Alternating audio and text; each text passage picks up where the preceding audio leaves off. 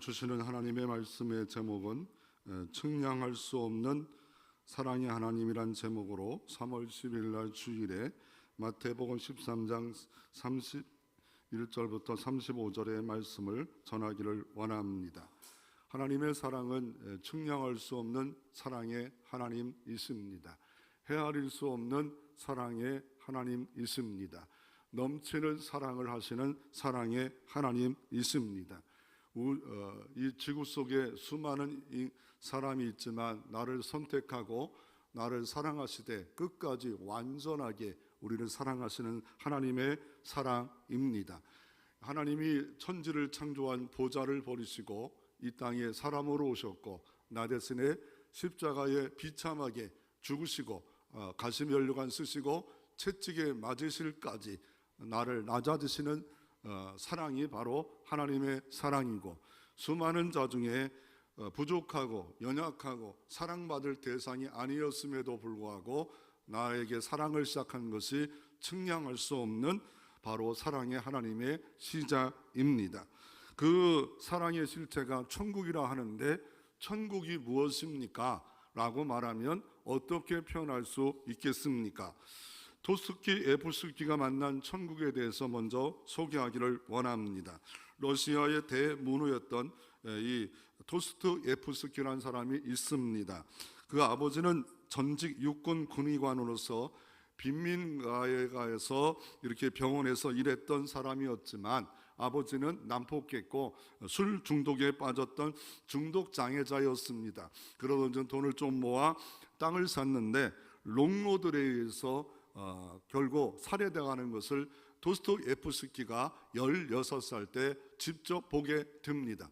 그 일을 위해서 평생 충격을 받아 트라우마가 생겨서 간질병에 고생하는 사람이 되어집니다. 그러나 탁월한 문학적 재능이 그에게 있었는지 24살 때 가난한 사람들을 발표했는데 이 시대의 말로 대박이 났습니다. 완전히 이 사람이 인기 짱이 올라가가지고 그 사람 하면 대단한 사람으로 인정받기 시작을 했습니다. 그리고 많은 사람의 명예도 받고 또 그렇게 했지만 마음이 허망해졌습니다. 그러다가 뭐에 붙들렸냐면 미할리 페트리세푸스라는 사회주의자의 사회운동을 통하여 롱로 해방을 시작을 했습니다. 그런데 그것이 발각되어서 사형을 받게 되었고, 그리고 결국 26살에 감옥에 있다가 사형을 받을 전에 어떤 일이 벌어지냐면 사형장으로 끌려갈 때 어느 정류장에서 군인 장교의 부인이 불쌍히 여겨서 그 사람들 사형장으로 끌려가는 사람들을 위해서 신약 성경을 하나씩 나눠줬습니다. 그리고 시간이 되자 그 성경을 보다가 한 줄기 빛을 만납니다. 하나님의 사랑의 빛을 만납니다. 하나님이 인간을 이렇게 멸망으로 만드셨지만, 그런 공허로 죄 때문에 만들어져 있지만 하나님의 사랑으로 채워지면 만족하고 행복한 삶을 살 수 있음을 발견되자 그는 꿈꿨습니다. 이런 삶을 살기를 원합니다. 그리고 이제 사형장에 끌려서 총을 맞아 죽을 수밖에 없는 5분밖에 안 남았을 때, 죽음이라는 것이 뼈저리 막 느껴질 때 다시 살 수만 있다면 하나님의 나라를 위해서 살아가기를 원합니다.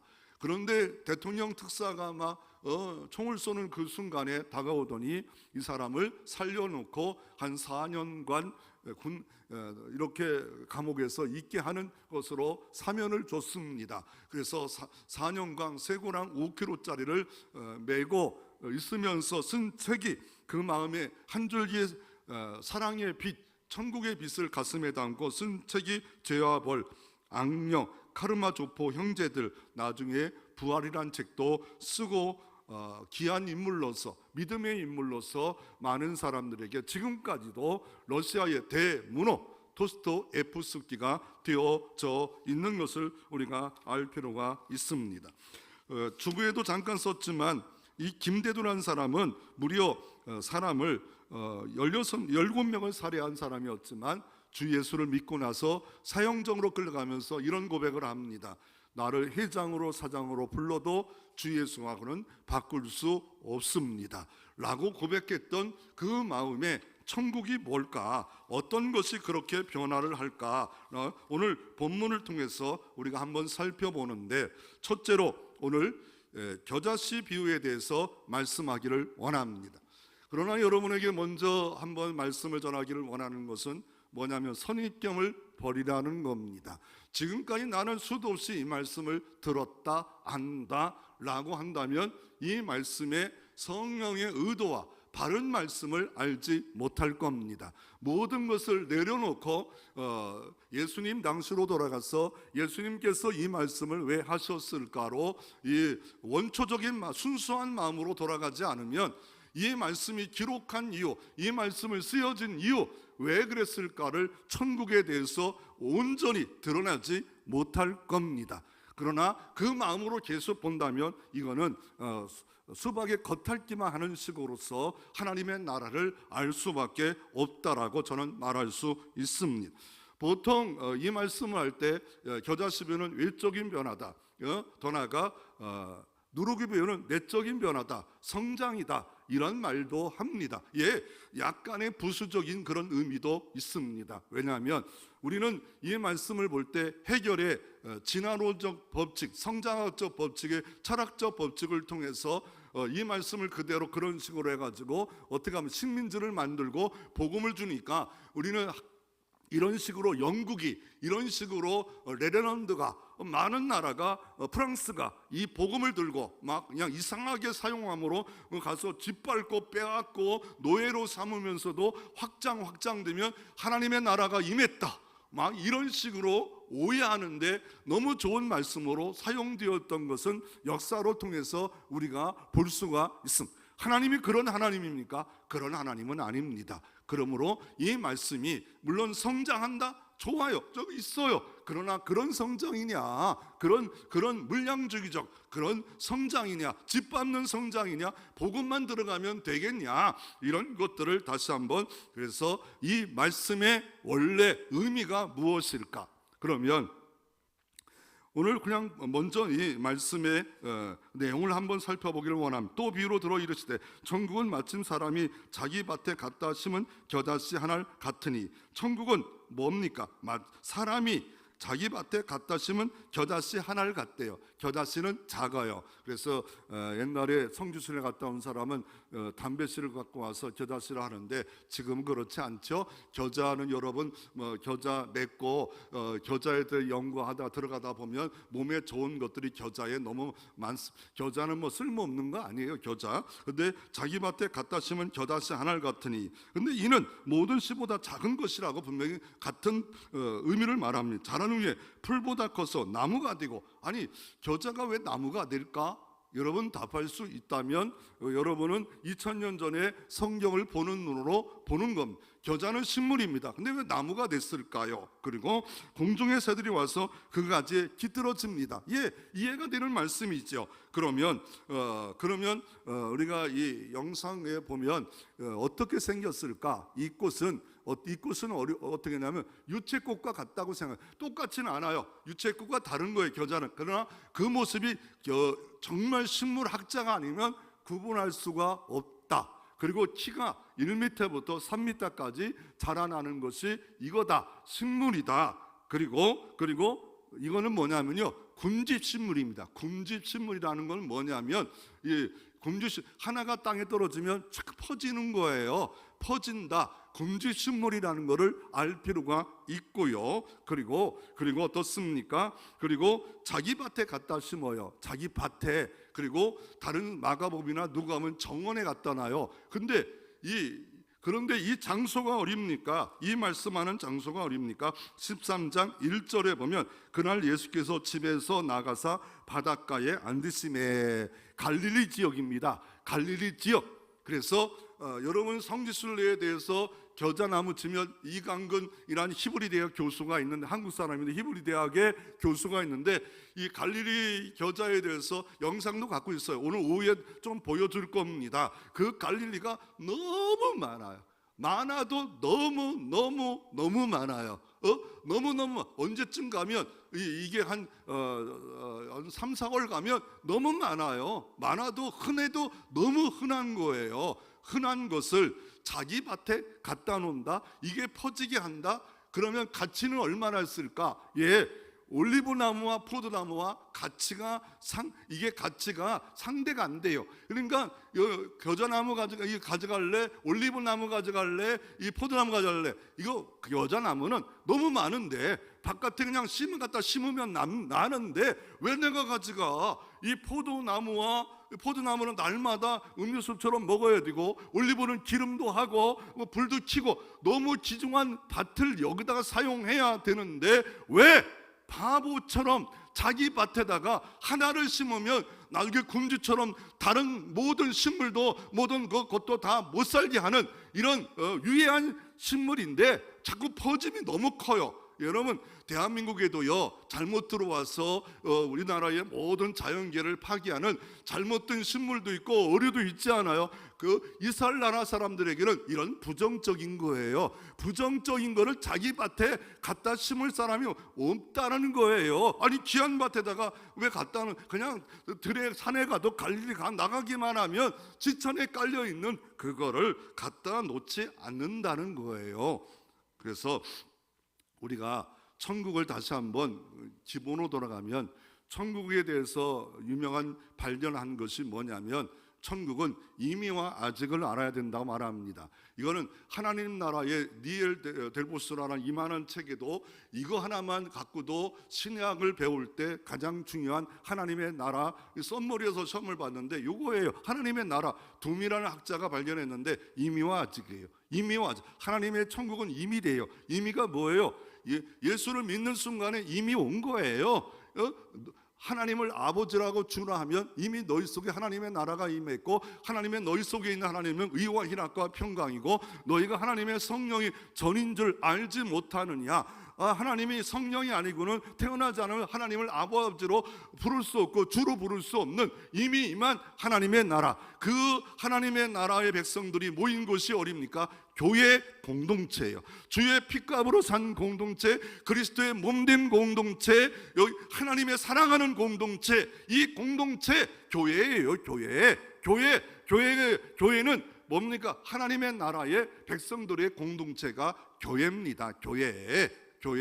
그래서 이미 임한, 그리고 아직 임한 건 뭐예요? 주님의 마지막 요한계시록 말처럼 재림합니다. 나팔 소리와 함께 재림하고 백보자 심판을 해서 영원히 새 하늘, 새 땅, 새 예루살렘에 영원히 죽음도 없고 갈등도 없고 미움도 없고 슬픔도 없고 질병도 없는 그 나라를, 아담과 하와가 범죄함으로 모든 것을 엉겅퀴가 나고 죽음이 왔지만, 멸망이 왔지만 영생을 얻는 나라, 하나님의 나라를 만들어 줬습니다. 그래서 이미 왔어요. 주님이 이 땅에 벌써 사단의 머리를 십자가에서 다 이루었다, 율법을 다 완전히 성취함으로 말미암아 완성자가 되었고, 뱀의 머리를 부서뜨렸고, 꼬리와 몸통으로 마귀가 하나님 나라를 방해하지만 주님 재림하시는 그 나라에 완벽하게 마귀와 귀신을 쫓는 것과 마귀는 무적의 지옥으로 들어갈 수밖에 없는 심판을 받습니다.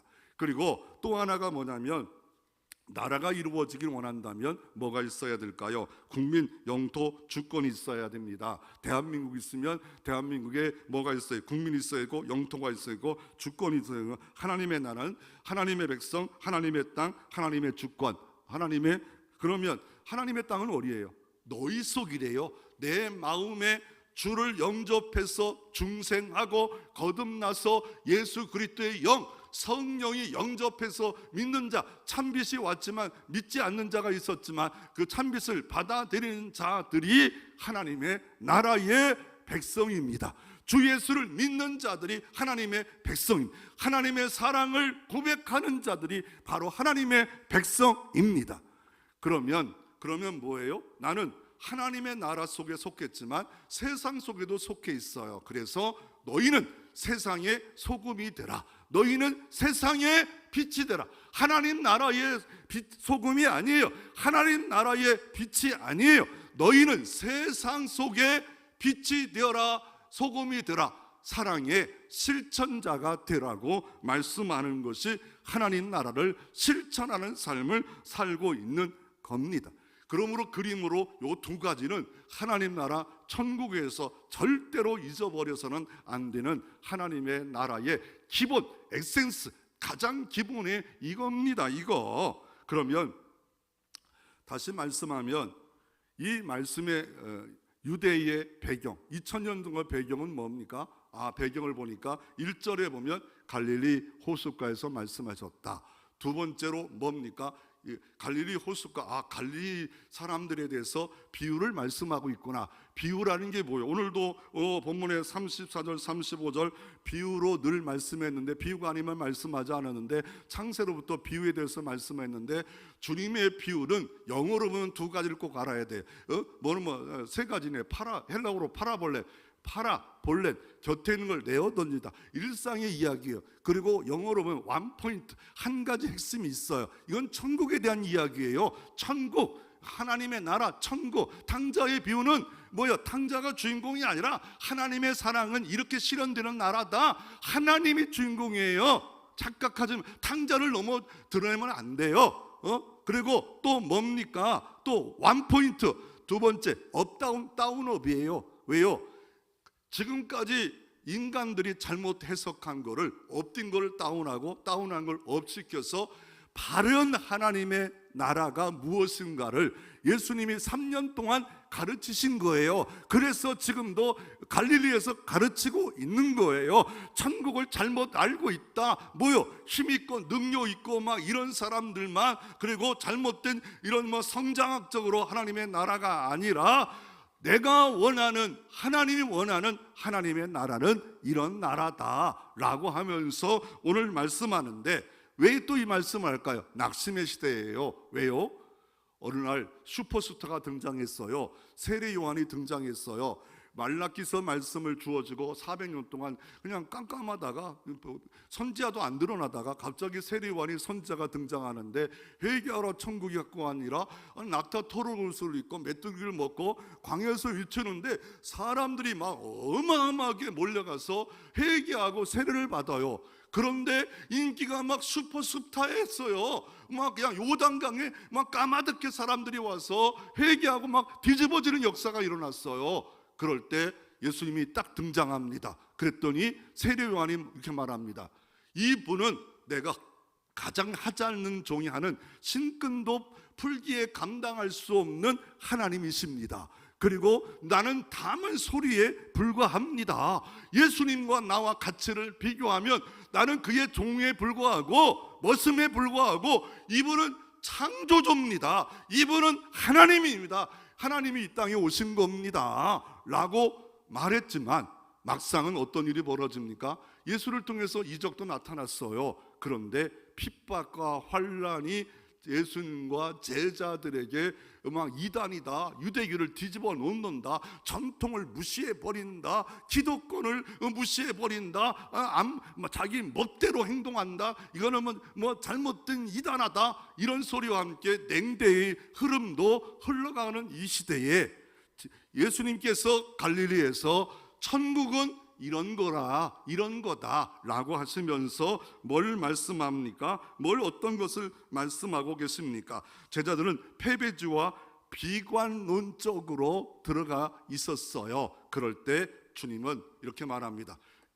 그 당시에 배경으로 들어가서 겨자나무 하나가 있는 모습을 보면서 이렇게, 겨자나무 하나가 떨어지면 쫙 퍼지지 않아? 너 알지? 어렸을 때부터 봤잖아. 이상하게 하나 씨가 떨어졌는데 주변이 막 개나리 하나가 퍼지면 막 주변에 개나리 꽃이고 진달래 꽃이 있듯이 쫙 퍼진다는 거예요. 퍼지지 않냐? 그게 하나님의 나라야. 왜요? 너 겨자 쓸모없고 별 볼 일 없고 집에 갖다 놓을 것도 없고, 그런데 자기 밭에 갖다 놔. 이게 하나님의 나라야. 너희는 쓸모없는 겨자씨와 같아. 작아. 그런데 나의 나라에 너희를 선택해서 심어놨어. 너는 심겨진 존재야.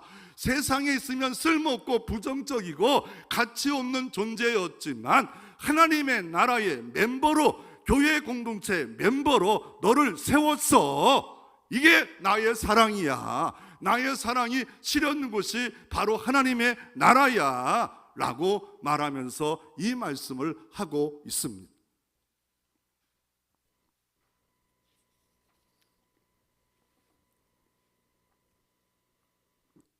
그러므로 유대 문화적으로 해석하지 않으면 지금의 철학과 이성으로 보면 절대 안 됩니다. 그러므로 유대 배경적으로 봐야 되고 원어적으로 봐도 내가 심은 게 아니에요. 다 수동태예요. 하나님이 심겼다는 거예요. 자기 밭에 내가 교회 멤버 하나님의 은혜를 주신 거예요. 내가 직분 받은 거 하나님의 사랑이에요. 선택받은 거 하나님의 사랑이에요. 믿으시기를 바랍니다. 그럴 때 감격이 있는 거예요. 감사의 예배가 드려지는 거예요. 그거 없는 예배 형식적이에요. 그거 없는 내가 여기 있는데 의롭다 명함을 내놓는다면 그 예배 하나님 뭐 명함 그래서 교회 뭐 문제 있는가 잘 안 청소가 안 됐는가 이게 자꾸 보여. 내가 죄인이고 내가 연약하고 내가 도대체 이 예배자로 설 수 없는데 왜 은혜로 예배자로 서 있을까? 이게 기본이 될 때 모든 예배에 하나님은 더 찾아와 더 사랑이 풍성해질 줄로 믿으시기를 바랍니다. 그게 자꾸 안 보여지면 내가 바리새와 되어가는 거예요. 내가 의로워지고 시작한 거예요. 내가 죄인인데, 내가 죄인의 기수인데, 내가 이 멤버가 될 수 없는데 내가 이 자리에 온 거 하나님의 은혜입니다. 나의 나됨이 은혜입니다. 그래서 구약에도 이렇게 말씀했습니다. 갈릴리를 이방 별 볼 일 없는 사람이라고 말했습니다. 이사야 9장에 예수님 오신 700년 전 이렇게 예언합니다. 전에 고통하는 자에게 흑암이 없으리로다. 옛적에 여호와께서 수보름 땅과 납달리 땅을 멸시를 당케 하셨더니 후에는 해변길과 요단 저편 이방의 갈릴리를 영화롭게 하셨느니라. 이 땅이 멸시를 당한 땅이래요. 갈릴리 땅이. 그리고 이방의 갈릴리래요. 이방하면 그 당시에 유대인들 하면 그냥 정결법 때문에 가까이도 하고 밥도 못 먹고 개 취급, 짐승 취급하고 그런 대표적인 또 사람이 뭐 세리들, 창기들. 그런데 예수님은 그 사람하고 짝짝꿍했어요. 밥 먹었어요. 함께했어요. 도대체 한 천국을 이해 못하는 기득권, 이 서기관들, 제사장들, 바리새인들, 대제사장들을 예수님이 가진 건 완전 이단아요. 이단아. 그런데 이거를 우리도 못 가지고 있다면 우리도 이 시대에 우리도 예수님을 욕하고 있는 거 아닌가요? 그래서 이방의 갈릴리를 영화롭게 하신 것이 예수님의 사역이래요. 왜 이방의 갈릴리가 됐을까요? 그 이유는 열왕기상 9장 11절에 솔로몬이 성전을 세울 때 어떻게 세워요?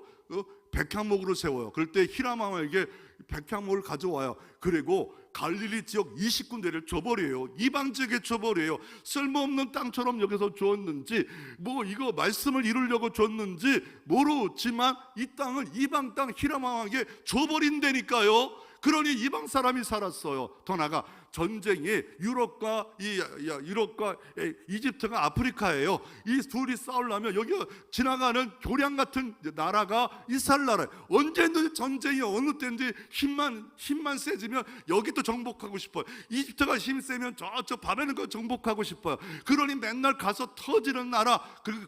또 그 지역 지나가는 해안도로가 뭐냐면 갈릴리 딱 지나가면 좋고, 여기에 뭐가 있었어요? 로마 시대도 가버나움에 세관이 있었어요. 갈릴리 옷을 끼고 무역로가 있었고, 여기는 진짜 사마리아 땅과처럼 완전히 우습게 여기는 땅이 돼버렸어요. 그런 땅이 돼버렸다고 말씀하고 있습니다. 그런데 주님께서 어떻게 말합니까? 마태복음 4장 15절에 스불론 땅과 납달리 땅과 요단강 저편 해변길과 이방의 갈릴리여 흑암에 앉은 백성이 큰 빛을 보았고, 큰 빛이 뭘까요? 예수님이 참 빛이라는 겁니다. 그리고 사망의 땅과 그늘에 앉은 자에게 빛이 비치었도다.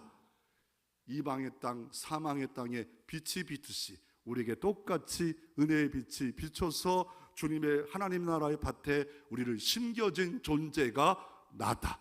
교회 봉도차다. 그러므로 감사와 감격이 흐르는 모든 예배가 되어질 때, 오늘도 하나님의 임재와 나라가 충만히 임할 줄로 믿습니다.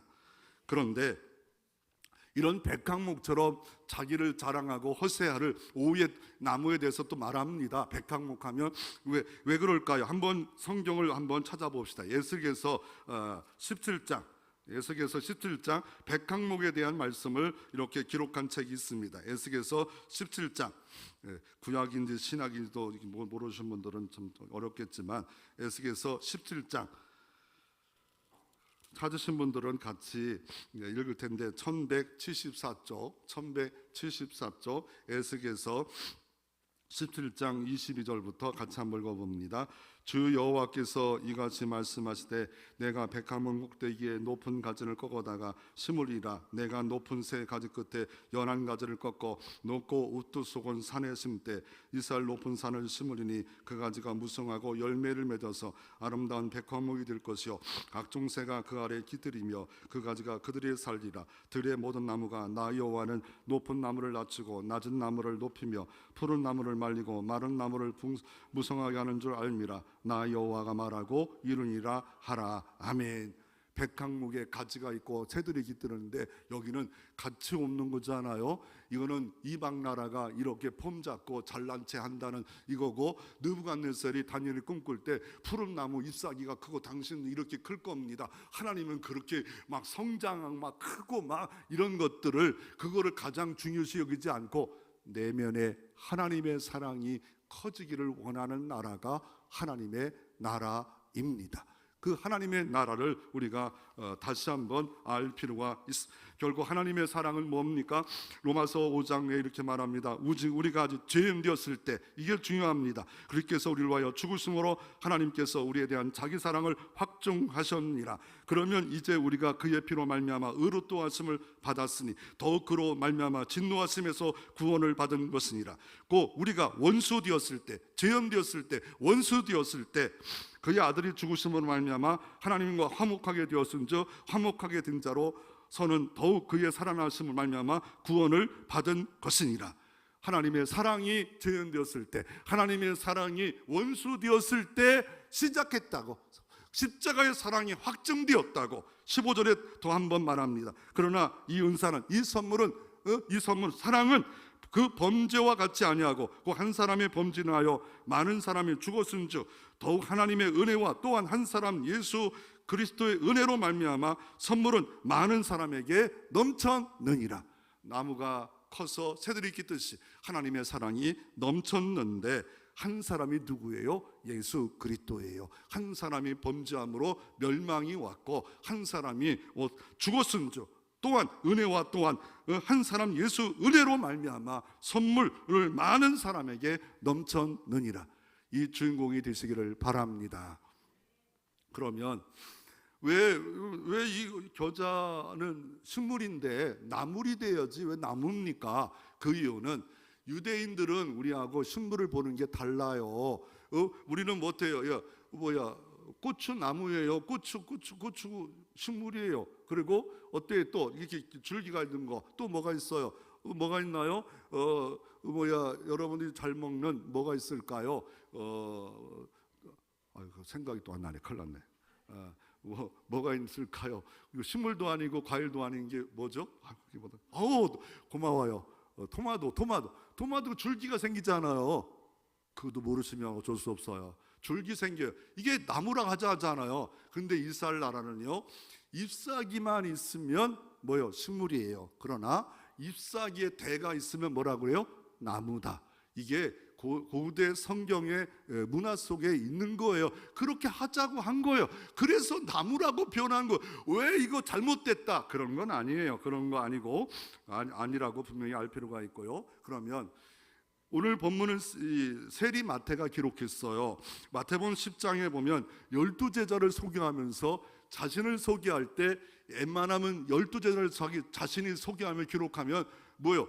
직업이 좋으면 기록하죠. 내가 장관이었더라, 내가 시장이었더라, 내가 대학 교수였더라, 이러면 적지만, 그런데 신기하게 성경의 위대성과 이 마태의 겸손함이 드러나요. 왜요?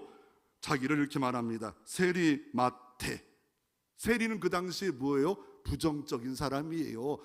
딸도 주면 안 돼요. 휘당에 들어올 수도 없어요. 같이 밥 먹을 수도 없어요. 로마의 앞잡이로 이완용처럼 보는 사람이 이 사람이에요.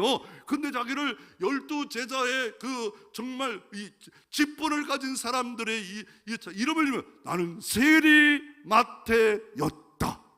나를 정말 쓸모없는 자를 하나님 나라 밭에 심겨진 나무가 됐다.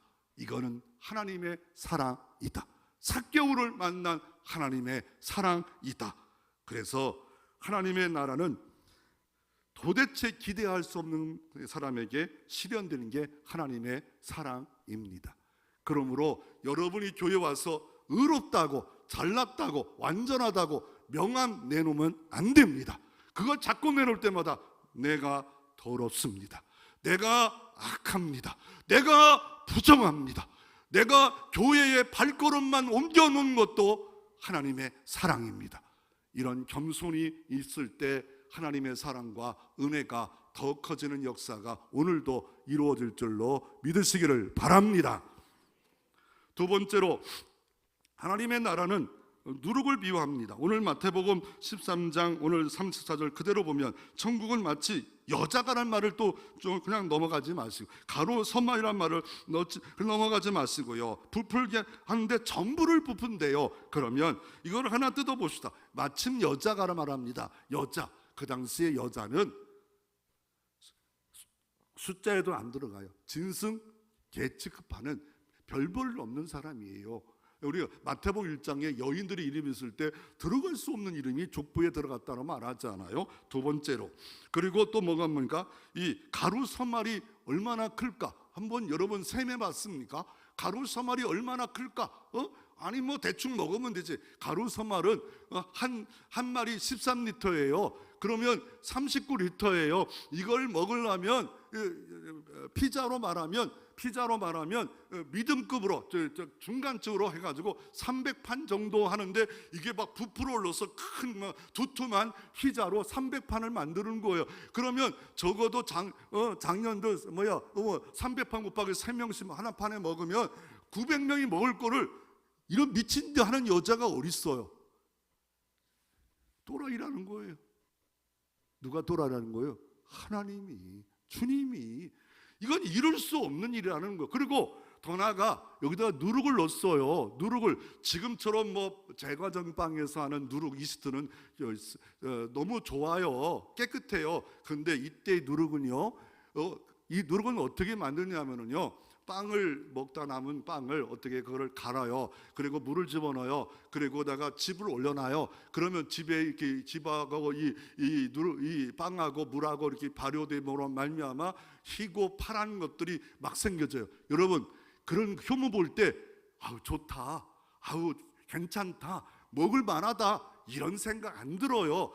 누룩은 모든 성경에 보면 뭐요? 헤롯의 누룩을 조심하라, 바리새인의 누룩을 조심하라. 이게 누룩은 위선적이고 부풀어 오르고 이런 것들은 진실하고 정직한 거와 하나님 나라 안 맞아요. 이와 마찬가지로 너희는 이런 사람이라는 거예요. 이런 게 천국이라는 거예요. 지금 기득권을 갖고 있고 능력을 갖고 있고 정권을 갖고 있고 이런 사람들이 하나님의 나라가 아니라 갈릴리 버린 자들이 주님이 심겨진 나라 너희 속에 누룩 같은 그런 존재였지만 하나님이 이렇게 부풀게 해서 이루어지는 하나님의 나라가 이 나라다라고 주님께서 이렇게 말씀하고 있는 겁니다. 그러므로 유대 문화적 해석을 우리가 놓치면 하나님이 하고 싶은 사랑의 언어를, 은혜의 언어를 이거를 모르는 거예요.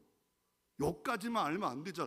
이게 뭘 때문에 주님이 갈릴리의 그 사람들을 두고서 낙심과 슬픔이 있는 사람들에게 나는 긍휼의 하나님이다, 은혜의 하나님이다 그러면서 이 겨자씨에 대한 이야기를 하고 있고 누룩에 대한 이야기를 하고 너희들이 이 부정적인 이것을 통해서 하나님 나라는 실현된다, 쓰임받고 있다, 기하게 된다, 포기하지 말라, 낙심하지 말라, 하나님 너를 기대한다. 5살짜리 영희가 어느 날 엄마에게 청구서를 보냈어요. 공부 잘해서 2,000원, 집에서 신부름해서 1,000원, 피아노에서 공부 열심히 해서 500원, 집안 청소해서 500원, 동생 본 거 1,000원. 그래서 엄마가 그걸 보며 달래요.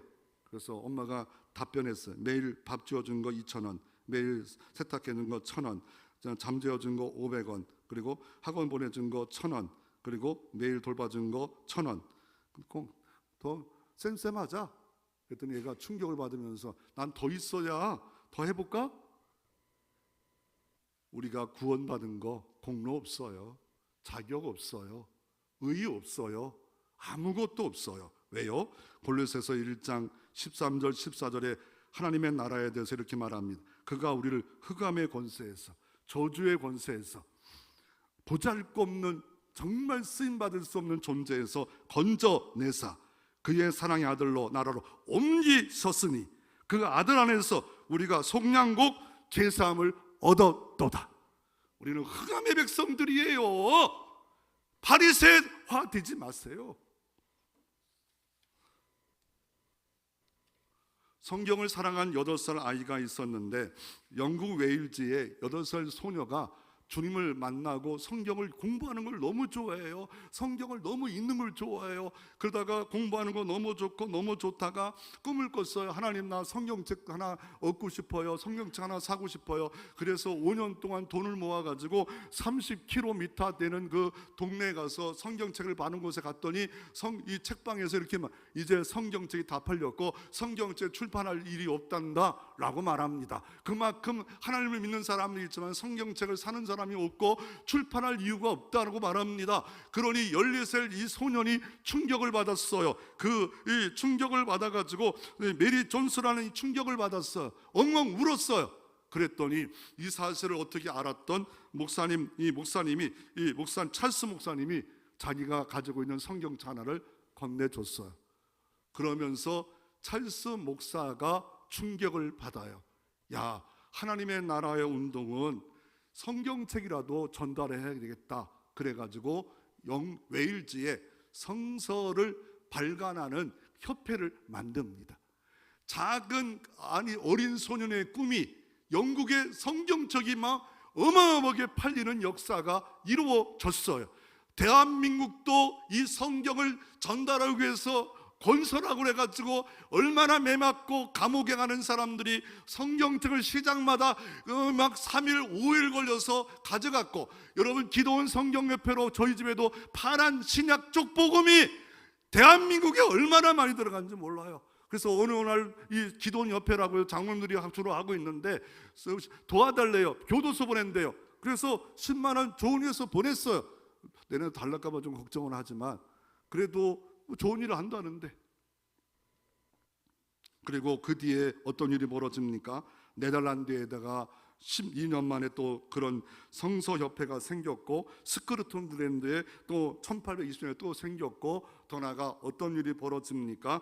1946년에 세계 2차 대전이 끝나는 바로 직후에 어떤 13개 대표들이 영국의 헤이워드 하드에 모여서 세계 성서 공회가 만들어졌고, 우리나라는 성서공회가 용인에서 반포하는 일들로 지금도 하고 있고, 터키어로 또 각종 언어로 보내며 일들을 하고 있습니다. 이거는 정말 보잘것없는 8살 아이의 꿈이었습니다. 성경을 사랑하고 싶은 그 마음, 이 하나가 하나님께 받아줬고, 이를 붙잡고 늘어지는 그 찰스 목사님을 통해서 전 세계까지 성경이 1946년에 이제부터 전 세계로 번역되어지는 일들을 통해서 여러분까지 성경을 가지고 온 겁니다. 노아 시대 방주가 있고요. 또한 예수님이 첫 번째 만남의 성막에 대해서 재료가 있습니다. 노아의 방주의 재료는 십뒷나무입니다. 성막의 재료도 십뒷나무입니다. 이거는 백향목이 아니에요. 막 50m, 30m 큰 백향목이 아니에요. 돌무화과 나무처럼 10m 큰 백향목이 아니에요. 뭔가 광야에 비틀어져서 아카지처럼 막 이렇게 볼품없는 십뒷나무로 쓰임 받았다는 거예요. 십뒷나무를 통해서 거기다가 역청을 발랐어요. 역청은 원어로 보면 카파르라는 덮다는 의미에 그걸 덮어버렸어. 구원의 방주가 주님의 피 은혜로 덮어버릴 때 쓸모없는 모세의 지팡이가 하나님의 지팡이가 되어지고, 쓸모없는 성도가 쓸모있게 되고 더 교회가 쓸모있게 된다고 말하고 있는 겁니다. 마지막 세 번째로, 사랑은 하나님의 인내가 있다라고 말하고 있습니다. 누가복음 13장 6절 9절에 그냥 보지 마시고 잘 보세요. 이에 비유로 말씀하지, 한 사람이 포도원에 무화과나무를 심은 것이 있더니 와서. 왜요? 이게 나무에 대해서 모르면 그냥 넘어가요. 포도원에 무화과나무를 심으면 뭐라고요? 바보예요. 가치 없는 거를 왜 심어요? 왜요?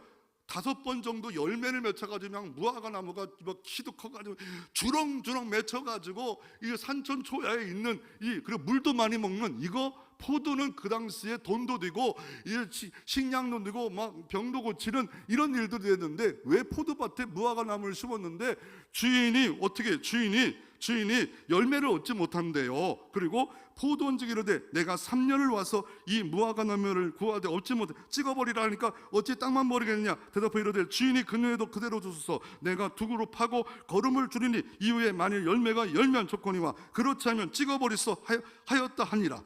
여기서도 3년 동안 주인이 와서 좀 세 좀 내라. 왜요? 열매를 맺지 못한다는 거예요. 아니 쓸모없는 거, 이게 포도원지기가 아니 그냥 바꿔치기 해놓고 그것도 무화과 열매 달라니까 3년 동안 안 줘요. 여러분 3년 동안 안 주고 있다는 거예요. 3년 동안 안 나왔다는 거예요. 이게 하나님의 나라예요. 뭐예요? 여러분, 포도를 심으면 무화과나무에서 3년을 심어요. 그리고 3년 동안 왔어요. 그러면 몇 년이 지나간 거예요? 6년 지나간 거예요. 그리고 포도원 지기가 얼마큼만 기다려달라고요? 한 해만 기다려주시고 안 되면 찍어버리기. 그러면 6년 지난 해는 무슨 년이 돼요? 안식년이에요. 7년, 8년째 돼서 소출을 주인이 받아간다는 거예요. 이게 하나님의 나라라는 거예요. 셈에 안 맞아요. 이건 인간 세상에 안 맞아요. 이게 하나님의 나라라고, 하나님의 참으심이고 인내라고 말씀하는데, 여기서 포도원은 일반적 이스라엘 사람만 하고 무화과는 이방인을 포함하고 있고, 포도원지기는 하나님이고 과원지기는 예수님이고, 열매를 위해서 하나님께서 인내하고 기다리시는데, 이 모든 비유를 말씀한 사랑의 바보 하나님, 짝사랑의 바보 호세아를 통해 고멜을 사랑하셨던 그 사랑, 이게 십자가의 사랑입니다. 하나님의 사랑, 이거를 붙잡고 있어야 교회가 되는 거예요. 교회는 은혜의 공동체예요. 사랑의 공동체예요. 그래서 사도 바울은 에베소 3장 17절 18절 19절에 너희 마음에 그리스도가 먼저 계셔야 돼요. 그리스도가 없는데 사랑이 뿌리가 내린다고요? 그리스도가 없는데 뿌리가 내리고 박혀서 굳어져서 사랑의 깊이와 높이와 넓이와 이것이 점점 커지기를 원하노라. 우리가 기도할 제목은 이겁니다. 하나님의 사랑이 어떻습니까? 그 알고 알아야 되고, 그 너비가 커지고 길이가 커지고 높이가 높아지고 깊이가 커지기를 원합니다. 그게 하나님의 나라라고 말하고 있는 겁니다. 그 사랑은 하나님이 이 땅에 당신의 몸을 비우셔서 이 땅에 오신 사랑이 시작됐고, 내 안에 그리스도가 심겨졌고, 그 사랑이 내 안에 커지기를 원한다라고 말하고 있는 겁니다. 여러분, 삶이 가장 아름답게 사는 방법은 사랑하는 것입니다. 사랑에 대해 가장 좋은 표현하는 시간이 하나님을 가장 기뻐하는 시간이고, 언제 표현하면 지금입니다. 누가 그렇게 살았습니까? 안수연이라는 영락교회 다니면서 군대에 이런 군의관으로 살았는데, 그 사람이 어떻습니까? 암병동을 주로 돌보면서 이렇게 했는데 늘 사랑을 나눕니다. 그리고 34살에 출혈로 인해서 죽고 맙니다. 그런데 놀라운 일이 4천여 명의 조문객이 왔고 사랑의 바보 안수연 의사라 합니다. 왜냐하면 자기 작은 본국 갖고 도놈자를 나눠주고, 더 나아가 늘 밤에 가서 기도해주고 만져주고 사랑해줬고 나눠줬기에 그가 죽었을 때 사랑의 바보 안수원이라고 이렇게 표현하고 있습니다. 그러나 진짜 바보입니까? 아닙니다. 마태복음 6장 33절에 염려하지 말고 너희는 먼저 그 나라와 그 의를 구하라. 그리하면 이 모든 것을 너에게 더하여 주시리라. 모든 것을 더하여 주시리라. 먹는 거 염려하냐? 하나님 나라 구해. 하나님 사랑을 실천해. 하나님의 은혜를 네 가슴 속에 흘러 넘치게 하고, 은혜 아니면 사랑 아니면 보지 않게 하시고 말하지 않게 하여 주옵시고, 오직 축복의 통로로 사용하여 주옵소서. 점점 사랑이 깊어지게 하옵소서. 그럴 때 하나님 나라는 가정으로 흘러갈 것이고 직장으로 흘러가서 많은 새들이 깃드는 나무가 되는 역사가 이루어지고, 가루 섬 아래 점 더딜지라도 부풀어 오르는 것처럼 여러분을 통하여, 사랑의 실천자를 통하여, 빛과 소금을 통하여 하나님의 나라가 이루어진 역사가 있어질 줄로 믿으시기를 바랍니다.